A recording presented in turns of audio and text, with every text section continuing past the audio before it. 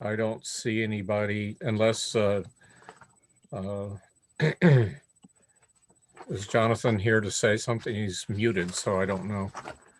He's just observing. Yep. And Okay. You might get an introduction during the superintendent's report. Okay, great. Seeing no public to make a comment, we'll move on to the finance report. And Mary, if you would like to speak to that. I will be happy to do so. First of all, the agenda says that the February report is to be posted. That was done last month. This is the March report. And it was sent right after, because this was a little bit early of a meeting. Yep. Okay. Amy needed everything on Friday, and it wasn't until Friday afternoon that statements were available. That said, the only thing that was a little bit unusual, but a pleasant surprise, was that at the very last day of the month, the state reimbursement for the town meeting expense of $5,492 came through. Yes. Great. And that, to the penny, Jim Kosas' spreadsheet of all of the various and sundry expenses that had been incurred for that. Right. Then the other thing is, on the last day of the month, but received earlier this week, was the village school's rent check, $26,000. That is now in the bank. Their check was dated in March, but what with mail, it didn't get received until now. So that's the final payment for that. Correct. Was it rent for the year? Yes. Okay. And great. And nothing else unusual in this month's stuff. I am looking at the actual March report, which I downloaded from the SDSU website. Yeah. So that is there. Right. And you know, the only other thing I will say is that, good grief, surprisingly, we've never been in this good of a position with delinquent taxes. So that's really amazing, given the economic circumstances that were around. Yeah. Well, so, credit to the village of North Bennington. Credit to the people, credit to you, credit to maybe stimulus payments helping out. Indeed. Over the year. I assume that a lot of people would have been receiving them locally. Mm-hmm. So we're in good shape for the end of the year. Do we have further payments from the state to expect? Or are we done with payments from the state? I want to say there's one more that comes in. Yeah, but it's a smaller payment. Smaller. Yep. So we have, do we have enough money to make it to the end of the year? Indeed. Looks like it. Yeah. Oh, yes. Okay. Great. And we will revisit where we go with the tax anticipation line of credit, as always. Mm-hmm. But it's really a bit too soon to guesstimate what that will be. Yep. All right. All right. So I think we'll just move to the consent agenda unless anyone has a comment on the financial report from Mary. Seeing none, we'll move to the consent agenda, which consists of the warrants and minutes from March 10th.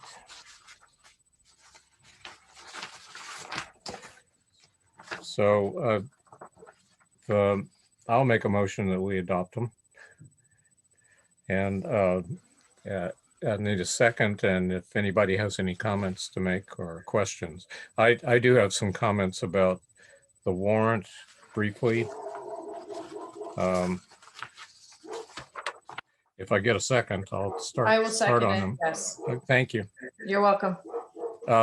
So what I want to talk about is on page 1 of the warrant, you'll see these payments to the SVUESD district for tuition for students. And I wondered why they were, well, I wondered about the amount. So I had asked Jim Koses for information. He had supplied that, and they're fine, but I want to explain why they are double payments in effect. I had pointed out that we should have contracts signed on these students. We had done that years ago with Shasberry, when Shasberry was primary recipient of these students, and still is the primary recipient of these students going to what is now the Southwest Vermont Union Education District. And that contract allowed an arrangement where we paid in three installments, not one lump sum. And it didn't, my recollection is it didn't have interest charges if we failed to make a payment in a timely manner, which we haven't done, but could happen because all these districts are dependent on state aid checks coming in. And both districts could be in the same situation of waiting for a state aid check, and yet the payment is due. And then the last item of business on it was the way that the special ed payments were being handled in it. So I made these directed comments to Renee, and we worked out a change in those agreements where it is now a 3-pay system, and there is no interest charged. And we do not exchange money with the SVUESD for special education students, because basically that money is under the control of the SVSU, and a large portion of it comes directly to the SVSU from the state of Vermont. And so they will treat our students who have IEPs in those schools similarly to the way students who are in the SVUESD district are treated, who also have IEPs, in that they will pay the share that comes out of the SVSU funds directly, and charge us from our budget for the portion that we owe for those students, and not have it be billed from the SVUSD to North Bennington, and we pay them, and then they pay the supervisory union, which made no sense.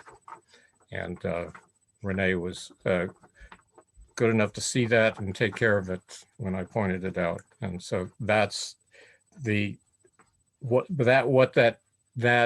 my pointing out that these contracts needed some work meant that we put the middle payment of the 3 on the back burner. So now we're catching up, and it's time for the final payment. So we're paying 2 payments at one time. That's why it's double.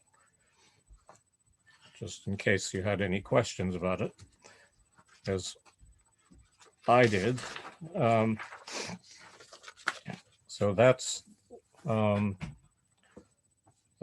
all I had to say about that. So I think if everybody's ready, I'll call the question, and we'll vote to approve the consent agenda. All in favor? Aye. Raise your hands or say aye. Aye. So that's all of us unanimously. And we'll move on to superintendent's report. We have no policies or anything else, so we'll go to that. Thank you. Good evening. So Jonathan Phipps is here, so I don't know, Jonathan, do you mind if I introduce you to the North Bennington Prudential Committee? Not Jonathan at is, all. I will warn you, I do have a rambunctious 2-year-old that may occasionally scream 5 Yeah. months. So that's a feature of Zoom that we've all come to embrace. So Jonathan started with the SU in January. So he's going to give you a little bio. He's got a little brief description, and then Jonathan, maybe you might want to talk a little about your entry plan that you completed for us and what you've encountered in your first 2 months. So welcome to Jonathan Phipps. But a little about you first, Jonathan. so again, I apologize if my son Nikolai here. That's what he's doing. Hi, Nikolai. Hey. See himself, which is Yeah. very much likely. So my name is Jonathan Phipps. I'm the new equity coordinator for the SVSU. I'm going to just give you a brief rundown of what my entry plan is. It's broken down into 3 current parts right now. First one is community outreach, making sure that we do interact with the community and we do address like the needs and hear the concerns of the community, especially from disenfranchised or like marginalized groups. The second one, the second one, sorry about that. The second one is actually infrastructure and training. And that we are actually working to try and expand our training to all of our teachers and staff, as well as implement infrastructure that would better help assist them in equity-related issues. And the third part of my entry plan is really based around something called accountability and tracking, which is making sure that like everything that we do is continually tracked. And that's going to be implemented. Yes, I know, buddy. Right there. Yes, please, if you don't mind. Sorry about that. So for my first couple months, I have reached out to a lot of stakeholders / community members. I've heard a lot of their concerns. I've reached out to a lot of people in the schools, a lot of community members at large, parents, teachers, students, and I figured out I have a good game plan of where we need to first start. On the second thing, in terms of infrastructure, that is actually being kicked off right now. We're going to be discussing a certain idea like equity teams that's going to be implemented. Hopefully my personal goal is to get it implemented by the end of May, but personal goals, we'll see if I'm able to achieve that or not. Accountability part, that's going to be a tracking and reporting system in which like that's going to be started, that work's going to be started later on this month once I have like the first steps of the second part in. My vision is right now is to create a system where any community member can report something that they see that they feel needs to be reported. It goes to the right people. Everybody gets proper communication. That way we're all able to fire on the same cylinders to hopefully address the issue. Yeah, what is that? That, my friend, is something. Yeah. So that's the best explanation I can give right now with a 2-year-old in tow. I apologize for that.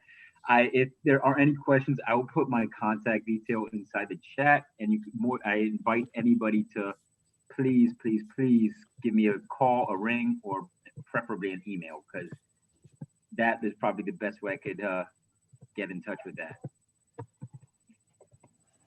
All right. Thank you, Jonathan. I'm Thank sure you. that the board appreciates being able to finally connect and see, and as we roll you out and get you around. So thank you, Jonathan.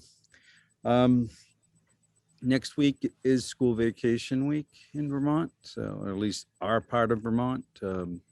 Some of the northern communities, it's the following week. I want to repeat that I do not intend to do after this vacation what we did after February and the winter break and Thanksgiving, which was to go remote for a week. All our teachers should be vaccinated. All those that wished to be vaccinated should avail themselves by that time. And then once your last shot is, you're done. After 2 weeks, you're considered fully vaccinated. Doesn't mean that we may not be dealing with smaller outbreaks as we have been. As I was talking to Ray before the meeting began, Monument Elementary School is completely remote this week because of the amount of staff that required to quarantine because of their exposure to COVID through interactions at school. And it came in from, we try not to identify who, all right, but it wasn't staff that resulted in it, or staff behavior that resulted in them having to quarantine. So I want to be clear about that. We also want to protect everybody's privacy. And the 5th grade at Shaftesbury Elementary has been remote. They'll come back tomorrow. And so I would prefer to continue, even though it's a little bit more work, I would prefer to do these targeted closures as we have to. We are waiting for guidance from, first we were told the health and safety guidance was going to change. On last Thursday, we were told we may have it as early as Friday at the governor's announcement. That did not happen. Then we were earlier today, the rumor was that by 3 o'clock today, the new guidance would be out, but I hadn't seen it in my emails yet. But we're told it would be no later than this Friday that we will have it. That, you know, we anticipate that the restriction, the physical distancing requirement at the high school, or I should say 7 through 12, because it impacts the middle school too, is going to shift from 6 feet to 3 feet, but still remains 6 feet for adults. But students can go as close as 3 feet as long as they're wearing masks. We're not anticipating guidance changing on transportation, so we won't be able to increase capacity on buses. But I am looking hopeful that there will be some type of physical graduation. It's not going to have to be a the drive-by graduation, but again, we're waiting to see what that guidance is going to look like. Things are beginning to loosen up, even though we are seeing a surge. I don't know, maybe surge is too strong of a word, but we're seeing an uptick, all over Vermont. I got my fingers crossed that it won't increase significantly with return from vacation. One thing that we know, the governor did change the quarantine requirements. Anyone who would have traveled to certain parts of the country or out of Vermont, they would have to quarantine upon return, and that is no longer true. That is a big shift. We're going to see how we're going to message that. It'll be it's a shift, and I know our school nurses are a little worried about that. So they just have to get tested, and they can come back. So we've never. I don't want to be in the position that we're the quarantine or the COVID police. Though I feel sometimes that we are with our screening. The other thing that we're hearing, but again, we don't have any of this officially, is the temperature screening requirement is going to be removed under the new health and safe start guidance. Again, haven't seen it, but that's what we're told is coming, which follows what the CDC guidance is anyways. Vermont's been a little slow on actually removing that. Most other states don't do the temperature screening because it's possible that you can have COVID and be spreading that to others and not have a temperature. So it's a lot of effort for somewhat limited results. The state did apply for a waiver for SBAC testing, but I want to clarify from something that I said earlier. It's not, we panicked our principals when we told them that, because some of our testing windows have already started. The testing will go forward. What they've asked for a waiver from the federal government from is the accountability piece of the testing. So it won't be used to rank schools, judge students' performance or anything like that. So, but it would be a data point. So they still want the testing to go forward. The thing, Tim, I don't know where you are on this. Our last day of school for students is June 7th. Barring that something happens that I have to close all schools and we can't somehow work remotely, the last day of school will be June 7th for students, June 11th for staff. Probably the earliest we've ever gotten out of school, certainly that I ever remember. And that's because of the ability to work remotely. I think we only had one snow day back in November because we weren't, I wasn't convinced that we're enough Chromebooks have been distributed and that we're really ready to do robust remote learning. So, we continue with our plans for ESSER 2 funds, and to plan our what our recovery program is going to look like for not only this summer but for the long term.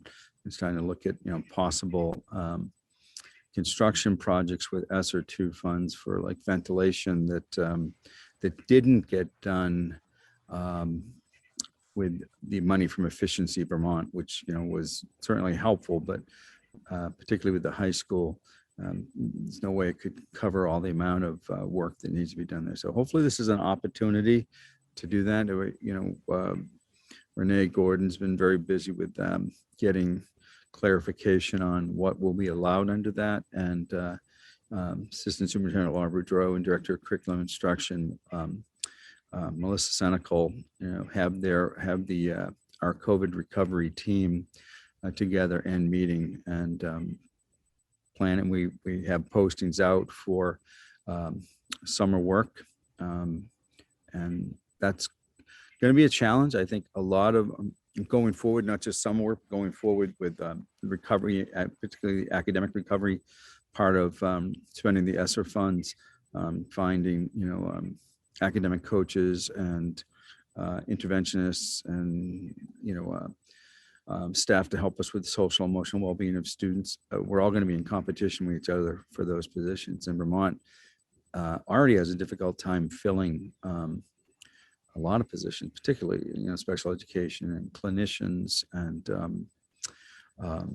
school psychologists. Those are difficult positions to fill, and there definitely is a shortage, particularly in Vermont, and we compete. And I don't know what's happening with state teacher education reform. Where that's going to. When I say I don't know where it's going to end up with the legislature. I don't know if you've heard any of those rumblings, but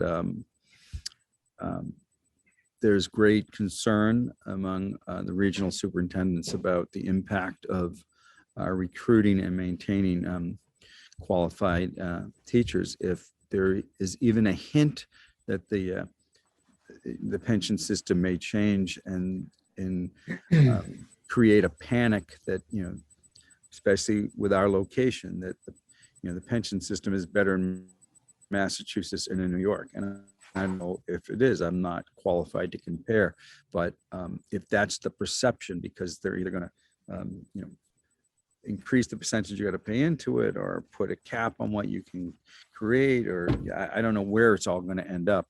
But any change, no matter how slight, people feel that they already made this commitment to it, and if it changes, I don't know what the impact is going to be on filling positions. But that's any questions for me?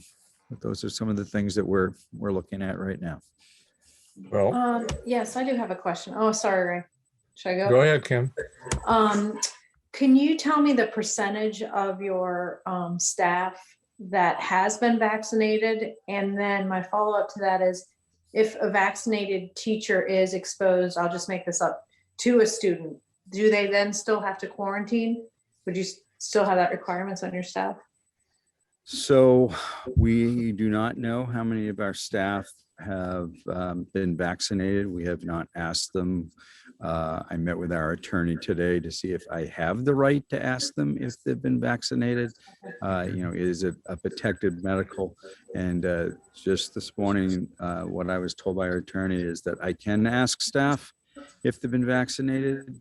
I can't ask them why if they did not. So I'll be meeting with our administrators tomorrow with that report from our attorney and see, do we want to ask, do we want that information? And the second part of your question can I don't know. I'm hoping for further guidance. So if you're fully vaccinated and you're exposed for right now, my understanding is the practice, you still may quarantine because you may still carry it, even if you well, being vaccinated doesn't mean that you can't get sick from COVID. The idea behind it is, I'm informed anyways, I'm not medical, Mhm.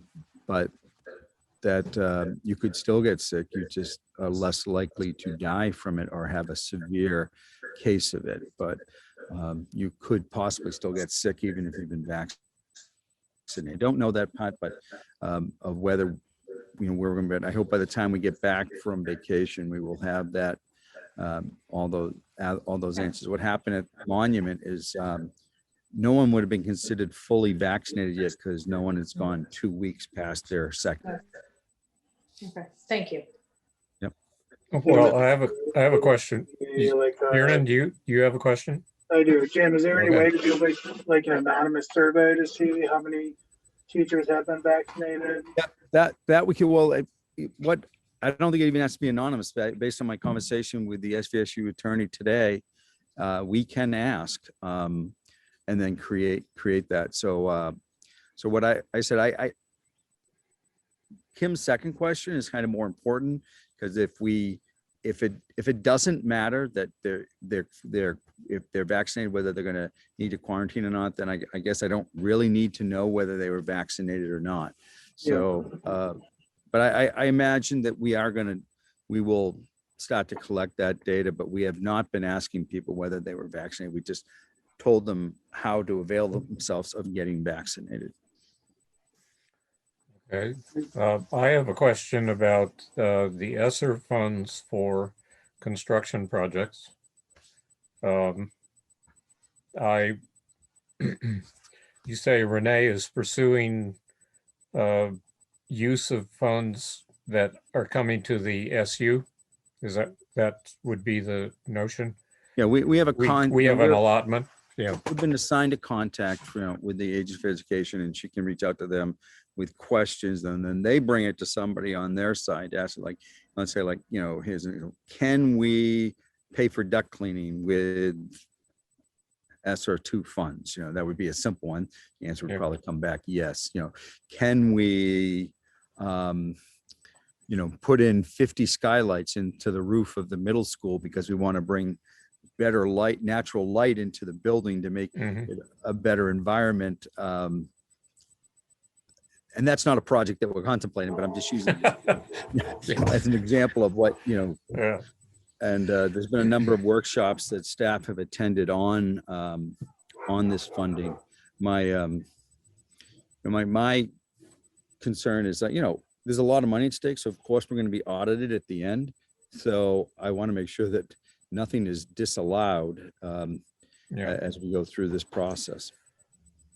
I know that there's money in there for construction projects, and it seems to be spoken about in terms of ventilation projects. Yes. And I would be interested in seeing what's available for North Bennington under that program and through the ESSER grant that might be coming.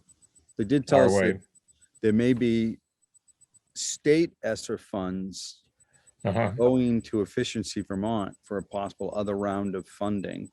Okay. That would be separate from what each individual school or school district got for ESSER funds. But, I hope that works out to be true, because that would make the funding go a little bit further. Again, it's like trying to hire enough staff with this. We're all going to be chasing the same HVAC contractors too. Well, true enough, but if the question is how long a window do you have to receive and use funds? Yeah, I don't have that in front of me. I think, but they gave us a definite date of what it goes to, and I believe ESSER 2 is through 22, and then ESSER 3 with an extension. And then ESSER 3 is with through 23. Yeah. I don't have that in front of me, so I don't want to speak. And I wasn't prepared for that question, so I don't have it in front of me. And Renee's not here, so I'll hold off, because I don't want to say something that I don't I'm not 100% sure of. And I may be wrong, but those Yeah. are the numbers I remember. Right. And ESSER 3 has a lot more money in it. Right. Total. It's more than double ESSER two. Yeah. Yes. Yeah. So Renee is the person to talk to about this. She's keeping. Yeah, I mean, tabs because on whatever it. we find out for the SU funds of what we can spend it for, you can apply that same, Right. you have your own, the village school has their own pool of funding. It's not. Yeah, through I'm talking ours. about our building. Yeah. You know, the district's building. And what, this year, a lot of windows have been opened to increase airflow. And that's not a tenable long-term solution if we have to keep doing this because of the respiratory effects of this virus. Like one of the questions that we're asked is Efficiency Vermont's program for ventilation, non-student areas and were excluded. So like we couldn't do anything with the guidance offices, central offices, main office at the high school. None of the funding was approved for that. So we're trying to seek on information on whether we can use ESSA funds to do those areas because it's still a matter of health. So yeah, Lori. If I could go back to the vaccine part, Jim, I had a question that I've been thinking about a little. And have you encountered parents saying that they will not send their children to school if your teachers aren't vaccinated? I think that might be something. Well, now that you mentioned that, I'll probably get emails tomorrow. But I have not.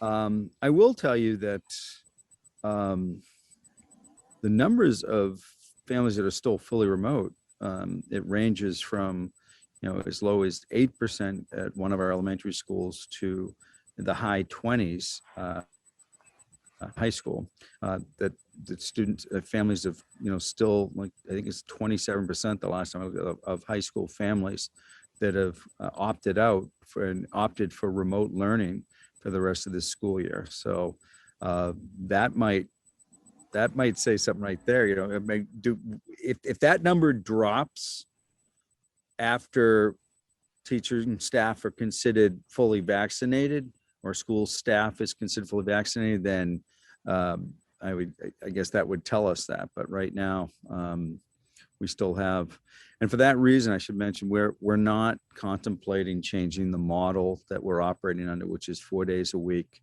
and keeping Wednesdays as asynchronous, just for the high percentage of remote learners that our teachers are still dealing with. Okay. Thank you. Yep.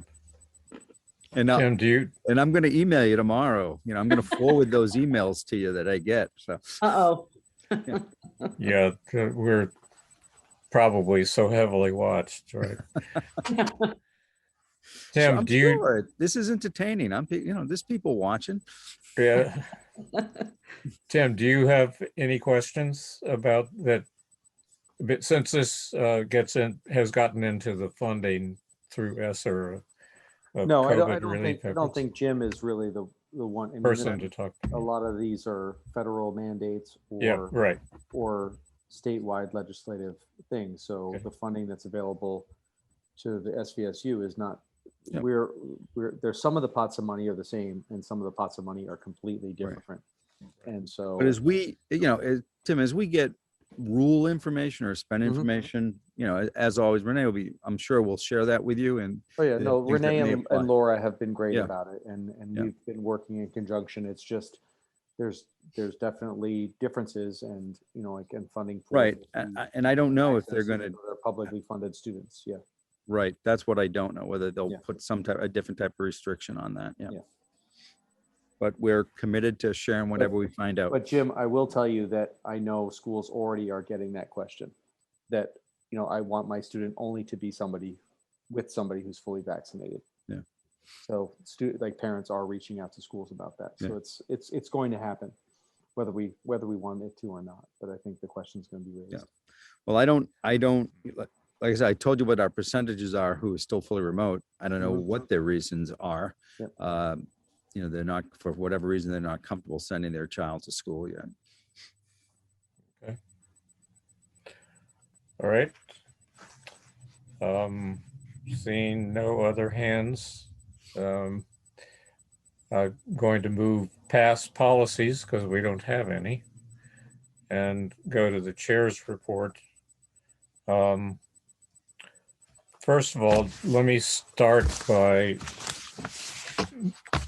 informing the rest of the board, if they don't already know this, that Liz Albertson has had to withdraw from being on the board.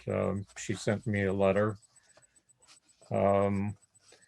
that reads, "Please accept my resignation from the Prudential board. It turns out that it is a conflict of interest for me to be a teacher in the SCSU and to serve on the board. Thank you for the opportunity to be on the board. All the best, Liz Albertson." This originated from a complaint to the superintendent about her presence on our board. And so there was a legal opinion from Stitzel, Page, and Fletcher, and I will read you the relevant passage here, not the whole letter. In 16 VSA section 558 AA in parentheses, a legal voter in the school district shall be eligible for election to a school board. However, a member of a school board may not be regularly employed by the school district or by a school district within the same supervisory union or by the same supervisory union during the board member's term of office, excuse me. So despite the fact that we are,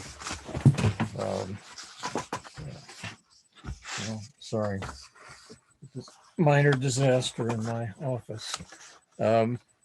Despite the fact that we're a non-operating district, but still, there is still some minor potential for conflict with these restrictions. So there is no particular recourse, unfortunately, unless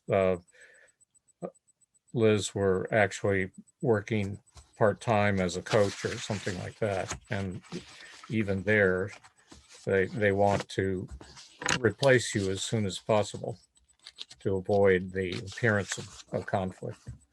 So she's taken this very graciously, and I'm very sorry this happened. And I wish it were otherwise. At any rate. So let me get into the other items under the chair's report. Summer building work status. Well, I've signed a contract with Doxy and I signed a contract with Roy Terry. So the roof replacement will take place this summer, and the balance of the essential maintenance practice painting work on the cornice and soffit of the building will get done. Hopefully in the order of the roofing first and then the painting.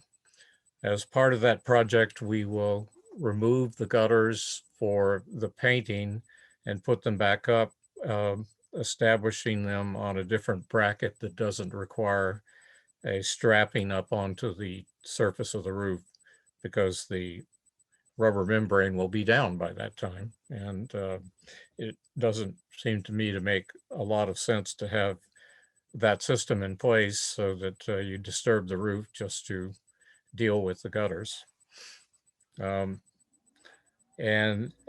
will be, Doxy will give us a price on that once they've been up on the roof and are able to look at at the gutters per se. And that's pretty much what we determined to try to get done this summer. And we have sufficient funds to do it. And not to kill our building fund entirely, but take the greater part of it anyway. At any rate, we will get these done, and I won't have to talk about it anymore. And the state will be happy about the EMP, and we will be happy that the roof will be sound for another 20 plus years, we hope. I think I had Tim as the third item on the list, but I'd like to give him an opportunity to say whatever he wishes to say and depart. So I would like to switch the order and then get around to the retreat idea after that, although Tim could be involved in the retreat even so, but. So I would just echo what Jim said around changing our model right now through the remainder of the year. I really think the teachers have been putting in so much more time than ever been expected. So I think we're going to stick with the 4-day a week and still continue to do Wednesdays as remote days. You know, after the break, there's really only about 7 weeks left. This it is funny that Jim, the SU is going to be out on the 7th. I think we're through the 11th, which is what we had from the beginning of the school year, even with the start happening later than we expected. So we're going to stick with that. But I think we're still doing the cleaning. There's a lot of, question as to whether the surface cleaning is really necessary, but it's still a good thing. We're doing the extra cleaning on the Wednesdays. We're spraying at night. So I think it's a good thing for us to continue with, and to change the model now seems like it would just be tough on a lot of people concerned. So that's one thing. I will say that I am pursuing all sorts of additional funding. There's a lot of funds coming into the state, and I sent an email to Ray about a model that I'm going to send out to a couple of legislators and things like that. And I sent it out to Sue, the head of the village school board, as well, before I sent it out to other folks. And just the idea is that, ESSER 2 is bringing something like 128 or 29 million dollars into Vermont schools, and ESSER 3 is going to bring about 295 million, I think, into the state. And so ESSER 2 was very much constructed by the federal government, and it had another pot of money that I'm working on our application for now, which is EANS money, which is educational assistance for non-public schools. So we are working on our proposal for that. And it's a sizable chunk of change. It could be as much as $75,000 for us to use for basically COVID recovery. What our students may need in the coming years, and we have a significant timeline to potentially utilize those funds. ESSER 3 is a little less defined. The federal government has not really earmarked exactly how that money needs to be spent. So I would like to basically just question our legislators as to how that funding can be spent. If you take some of those funds and split it up by the per pupil number in Vermont, there's, let's be generous, there's about 70,000 students in Vermont. And if you take that $295 million, it breaks down to something like over $4,000 per student. And for our school alone, that would be, in the $500,000 range. It would be a huge chunk of money for us to be able to access over the coming years. And all of our students, the vast majority of them are still publicly funded. And we fall into this unique pod of being a town academy or choice school. And so I'm going to do my best to potentially access that for the benefit of our students, and we'll see where we land. But that's sort of the gist of it right now. As far as where our faculty are as far as being vaccinated, we're probably in the same boat as Jim. Pretty much all of the staff who wanted to be are being vaccinated at this time, have at least gotten the first shot. You know, many of them opted for the Johnson & Johnson, so they're already potentially finished. So we're well on our way in that respect. So things are looking good. You know, there's a light at the end of the tunnel, and I think people are happy about that. So I'm excited about that as well. And again, I just want to say how much I'm proud of the fact that we've done as much as we have over this year. As crazy as the year has been, I think everybody has done a remarkable job, and I want to thank them for it publicly. So, and thank you for you guys for all the work that you've done on the side as well. Thank you, Ray. Great, thanks, Tim. So I have been thinking that it might be a good idea, since there's so much flux over the past year, that this board have what's called a retreat, which isn't a business meeting, and to just talk about where we stand and issues that we have with the building and with our relationship to the schools we send students to, and see if there's anything constructive that comes out of it. And I asked Jim how we do this, and so first of all, I'm going to ask him to tell me what he knows. So I got an update on that, Ray. There is no such thing as a board retreat. It's a board meeting. You can have the agenda can be the retreat, but you have to want it, and you still have to have a public comment period. Other than that, you can do whatever you want. You can't go into executive session for a retreat. So we will want it, one agenda item, don't take any action. But even every time you meet, I'm advised that you have to have public comment, but pretty simple. Okay. So we would be an open session on CAT TV. We'd just be talking, but we wouldn't be doing business, basically. Correct. Yeah. All right. So I don't know what everybody else thinks. Matt said he thought it was a good idea, Matt Patterson, but I don't know. I haven't approached any of the other board members about this, so I'm interested to hear what they have to say, and be interested in hearing from Tim, Mary, and Lori as well. Ray, that sounds like a fine idea. It would just be a meeting over Zoom, I assume? Yeah. Okay. That's all we can do at this point. Okay, that sounds fun. Yeah. I'm on board. So the question would be when we would do it. Why wouldn't you consider an outside meeting? Then you could actually outdoors. be in person. Yeah. Yeah, I'd be fine with that, but I don't know if the rest of the board would. It's a little more retreat-ish. Yep. I don't know how CAT TV would do, but we don't have to stick to our.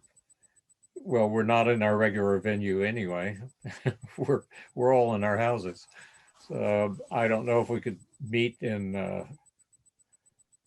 the playground or McWaters Park or something, and just sit at a distance and have a discussion.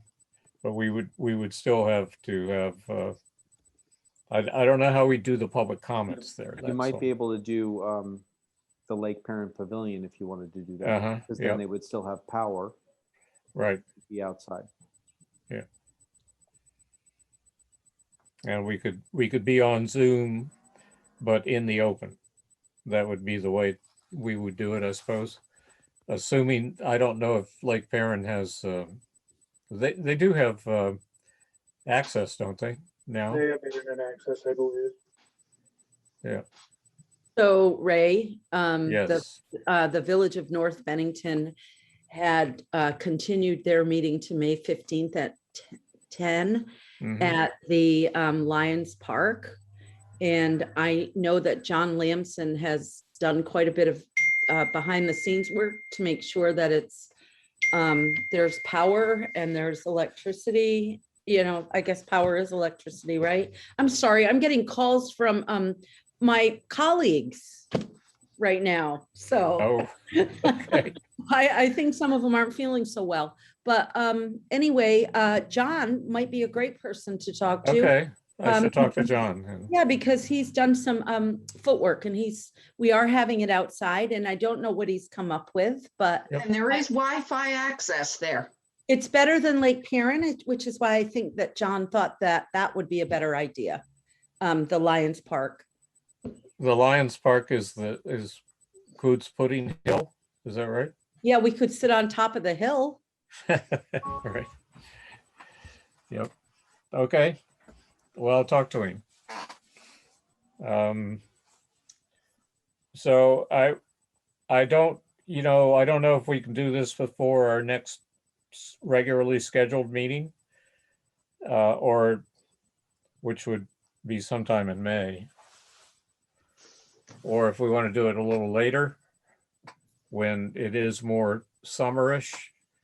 It's pretty summerish today, though.